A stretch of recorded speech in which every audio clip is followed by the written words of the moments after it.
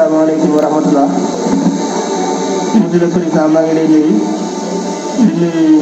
monsieur le ministre di nuyu sama mbokk honorable député yëpp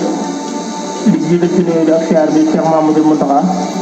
di ko ñaanal sama borom mu yàgg fi loolu te wér di ko ñaanal kilifa di nekk ci réew mi yëpp. ginnaaw loi assemblée nationale daf ne ku war a wax fii da ngay def ay article mu ñëw ci sant bi rek def ko prétexte ngir li ma bëgg a wax. waaye sama jubluwaay wax dëgg-dëgg mooy il faut que ñu respecté Sénégalais yi ndax jàpp naa ne élection présidentielle dañ koy fomm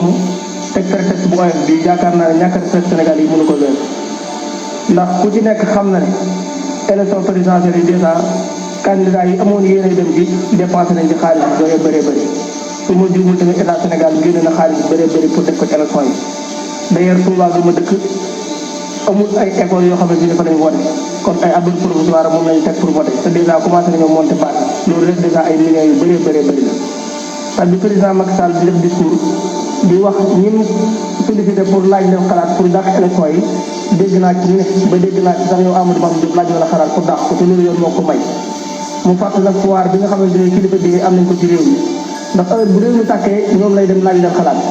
lu toll nga dàq élection présidentielle laaj di xalaat benn kilifa diine loolu manqué de respect kilifa diine mënu ko weesu képp ku taxaw fii naan xalifa général de Mouride d'accord wala ci d'accord ci wax xalaatam lay def mais xalifa général de Mouride am na porte parole bu ci d'accord doon porte parole dina génn d'accord ma ci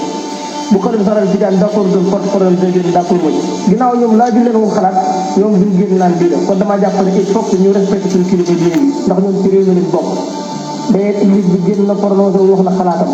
te xalaatam mooy xalaat Sénégal yëpp kon jàpp naa ne présidentielle du ay caaxaan ba sama ñaari xar mbëkkante nañ damay dàq élection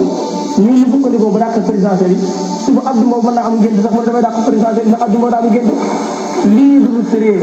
élection présidentielle bi caaxaan Macky Sall na respecté nit ñi xam ne présidentielle élection la yoo xamante ni ñëpp ñoo ko bokk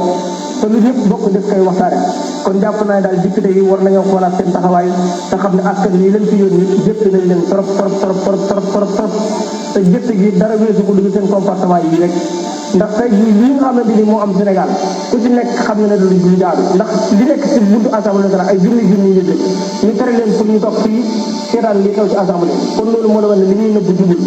lii doyen Omar Sy di waxoon barki démb nag moo ci am solo mooy sa caayee xarit boo gisee sa taatu noonu la mu wax ba jot fee xam de rafetu kon Benno Bokk Yaakaar bu ñu jógee tey di pérédel Karim Wade mu bokk ci élection yi ñoom waa PDS war nañoo tiit bu baax a baax xam ni ñu seen pexe bu jiboon Karim Wade bi ci mu nekk kon encore une fois ñun amul dara lu ñuy contre Karim bokk wala Khalifa bokk suñu leader li mas a prôné mooy élection yoo xam ne nekk ñëpp bokk ki nga xamante ne moo yàgg ragal wujj mooy président Macky Sall bu bëgg kenn bokk kon bu ñëwee ba 2024 mu ne day rapporté élection yi pour Karim Wade bokk loolu du dëgg li ko tax a jóg mooy toog ba bayal jox Amadou mu toog bu paree jox Farba Ngom mu toog bu paree jox keneen ak keneen mu toog te loolu Sénégalais yi duñ ko nangu tey duñ ko nangu ëllëg buñ demee nag bay gi seen candidat boo xamante ni moom lañ fi teg di ko nekk dafa corrompe ay siis loolu jàpp naa ne dama ci rus ndax barki démb gis naa bi ñuy def ci débat bi ku ci mel ne soxna Aïssatou Sow Diawara di suñu yaay taxaw fii ne élection yi kenn du ko dàq te 24 heures de message wax position lii moo la wan yan mag lañ am ci Sénégal il faut que ñu xam ne ku sa avenir dem ku sa avenir jeex da ngaa war a dem bàyyi xale yi méritoo nañ leneen luñ Sénégal bi ñuy dund kon maa ngi daaneel sama kàddu foofu daal da xam ne élection yi ñun d'accord ñu dàq ko